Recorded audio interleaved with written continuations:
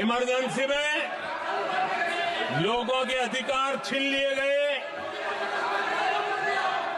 देश के हजारों लोगों को जेलों में ठूंस दिया गया, न्यायपालिका का गला दौड़ दिया गया, अखबारों की स्वतंत्रता पर ताले लगा दिए गए। इतना ही नहीं, कमिटेड जुडिशरी, इस विचार को उन्होंने पूरी ताकत दी। और इतना ही नहीं, जिस जस्टिस एचआर खन्ना ने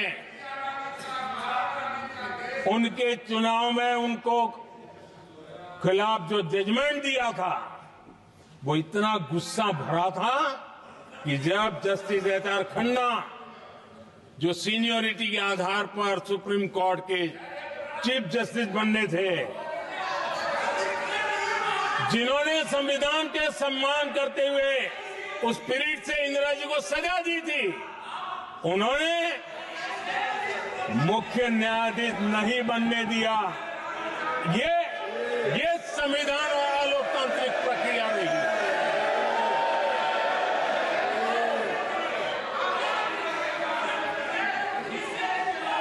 आदरणीय सभापति जी, यहां भी ऐसे कई दल बैठे हैं जिनके मुखिया भी सारे जेल में हुआ करते थे। ये इनकी मजबूरी है कि वहां जाके बैठे हैं, उनको भी जेलों में ठूस दिया गया था।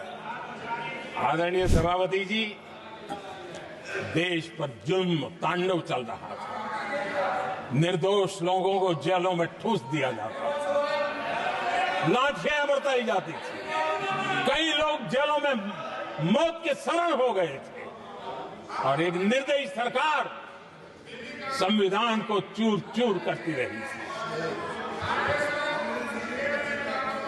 आदरणीय सभापति जी, ये परंपरा यहां नहीं रुकी। जो परंपरा नेहरू जी ने शुरू की थी, जिसको दूसरे प्रधानमंत्री जी इंदिरा जी ने आगे बढ़ाया, क्योंकि खून मुंह पे लग गया था, और इसलिए राजीव गांधी जी प्रधानमंत्री बने। उन्होंने संविधान को एक और गंभीर झटका दे दिया। सबको समानता, सबको समानता, सबको न्याय, उस भावना को चोट पहुंचाई। आदरणीय सभापति जी, आपको मालूम है, सुप्रीम कोर्ट ने शाहबानो का जजमेंट दिया था। एक भारत की महिला को न्याय देने का काम संविधान की मर्यादा और स्पिरिट के आधार पर देश की सुप्रीम कोर्ट ने दिया था। एक वृद्ध महिला को उसका हक मिला था सुप्रीम कोर्ट से, लेकिन उस समय के प्रधानमंत्री राजीव गांधी ने शाहबानो की उस भावना को, सुप्रीम कोर्ट की उस भावना को नकार दिया, और उन्होंने वोट बैंक की राजनीति के खातिर संविधान की भावना को बलि चढ़ा दिया और कट्टरपंथियों के सामने सर झुकाने का काम कर दिया। उन्होंने